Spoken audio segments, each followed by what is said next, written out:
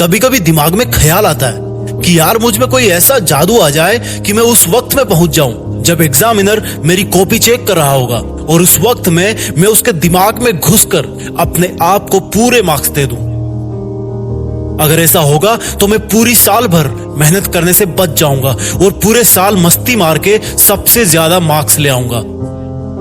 कोई तो ऐसा महामंत्र होगा जिसका हमेशा जप करके मैं असंभव को संभव बना दूं और मेरी पढ़ाई में सबसे ज्यादा मार्क्स ले आऊं।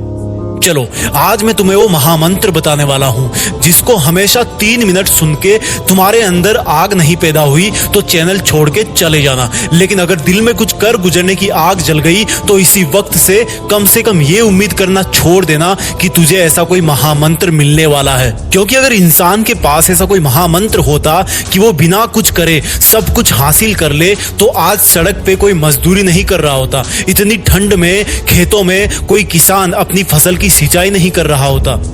तुमको ऐसा लगता है कि पूरी दुनिया सो गई है, लेकिन सोच कि अगर खेत में किसान सो गया तो तू क्या खाएगा? सीमा पर अगर जवान सो गया तो तू कैसे जिंदा रहेगा?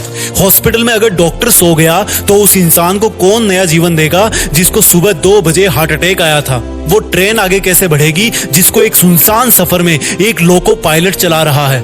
और सुनो, तुम भी तो लाइफ में कुछ बनने के सपने देखते हो ना। कोई डॉक्टर बनने के सपने देखता है तो कोई आर्मी में जाने के सपने देखता है। तो सोचो, तुम्हें अगर वो सपनों की दुनिया मिल गई तो क्या उसमें तुम्हें कोई जिम्मेदारी नहीं मिलेगी? तो क्या तुम अभी कोई जिम्मेदारी नहीं उठा सकते? उस पिता को खुश रखने की जिम्मेदारी जो कभी ऑटो चलाता है, कभी नाइट शिफ्ट करता है, कभी तुम्हारी तबीयत को लेकर तुम्हारे बेड के पास जागते जागते सोता है, तो कभी तुम्हारी भारी भरकम फीस के लिए सोते सोते जागता है। तुम्हारी माँ को खुश रखने की जिम्मेदारी जिसकी आंखों की रोशनी रसोई में चूल्हे के पास काम करने की वजह से कम हो गई है, जिसकी हाथों की चमड़ी पर तुम्हारे कपड़े धो धोकर सिलवटें पड़ गई है।